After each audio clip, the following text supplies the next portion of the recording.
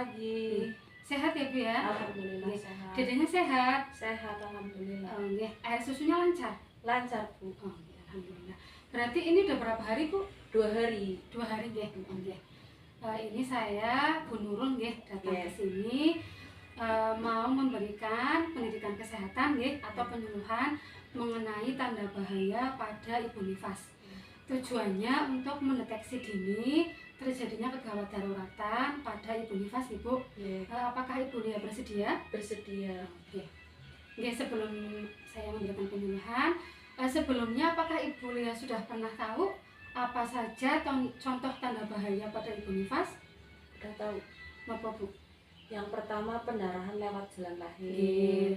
Yang kedua demam lebih dari 2 hari. Yang ketiga lupa nggih.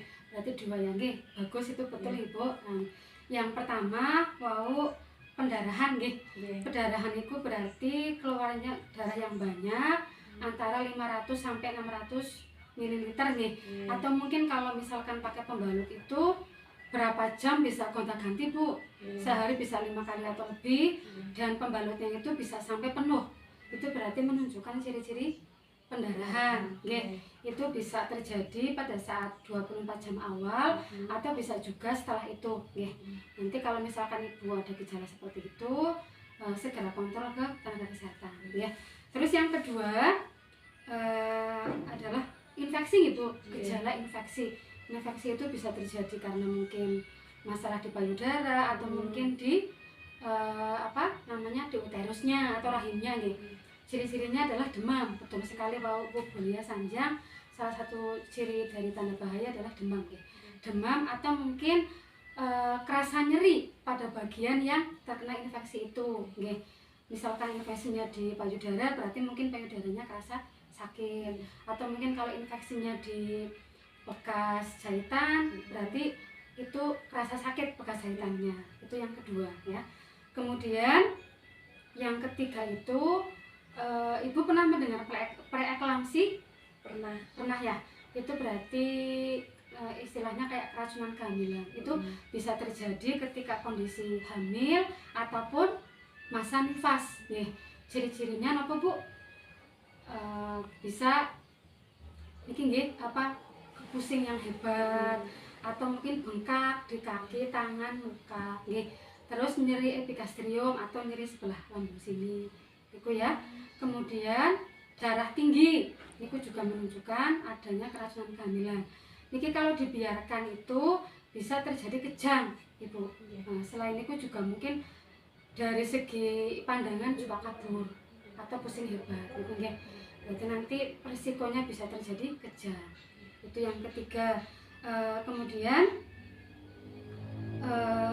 tanda bahaya yang terjadi berkaitan dengan payudara. Mungkin ada bendungan atau mungkin lecet pada putihnya Bu. Ibu mungkin karena berawal dari cara menyusui yang kurang tepat atau perlekatannya kurang bagus, nanti beresiko terjadi puting lecet. Nanti setelah itu bisa menjadi bendungan ASI yang ditandai dengan bengkak payudarane, terus sakit, kemerahan, bahkan juga mungkin ibunya terasa panas. Itu juga termasuk tanda bahaya pada masa ibu nifas. Terus untuk selanjutnya berkaitan dengan alat genitalia, berarti alat kelamin Ini terutama mungkin bagi ibu nifas yang ada luka jahitan.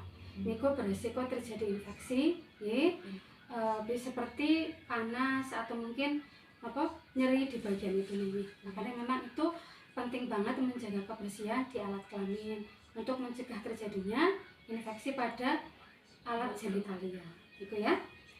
Kemudian selanjutnya kehilangan nafsu makan dalam waktu yang lama karena mungkin itu ya Bu, banyak pikiran mungkin ya, atau mungkin karena ibu misalkan ini anak kedua terlalu banyak pekerjaan, kadang akhirnya lupa makan, yang akhirnya berakibat nanti kehilangan nafsu makan yang dalam jangka waktu yang lama. Ini juga berisiko. Karena misalkan seorang ibu nifas itu mengalami hal seperti itu, nanti asupan nutrisinya kurang nggih, Nggih. yang seharusnya mungkin makannya lebih banyak dibanding orang yang nggak menyusui, nggak masa nifas, ini karena nggak doyan makan akhirnya asupan nutrisinya berkurang. Itu juga termasuk tanda bahaya ya Bu. Selanjutnya tromboflebitis atau proses peradangan yang menyebabkan bekuan darah terbentuk dan menyumbat salah satu atau lebih dari pembuluh darah. Niku yang biasanya terjadi di niki Bu, di betis. Kemerahan niku nggih. Niku berarti efeknya bisa mengganggu aktivitas ibu nifas. Nggih, niku juga termasuk tanda bahaya ya. Yang terakhir niku berarti depresi Bu. Pernah dengar postpartum blues? Pernah. Nggih, niku berarti mungkin karena niki nggih, seorang ibu nifas itu terlalu repot mengurus apa-apa sendiri ya. Terus kemudian rasa percaya diri yang kurang, mesti kayak kurang yakin bahwa dia bisa merawat bayinya, itu bisa berawal dari situ. Akhirnya ibu hamilnya stres, depresi, menyebabkan postpartum blues ya. Berarti niki perlu sekali peran dari suami. Niki ibu suaminya di mana? Udah berangkat. Udah berangkat ya. Berarti di rumah sama 2 anak nih. Nggih. Ibu juga nggak di rumah nih. Enggak. Oh iya, berarti ibu Sendiri. sendiri ya. Tapi selama ini gimana? Menikmati kan mestinya nggak sing dipikir banget, kayak akhirnya muncul kecemasan. Ya kadang cemas tapi kan harus semangat gitu. Harus semangat ya, nggih. Nggih, jangan sampai karena pekerjaan yang terlalu banyak tidak ada yang membantu akhirnya menyebabkan postpartum blues ya.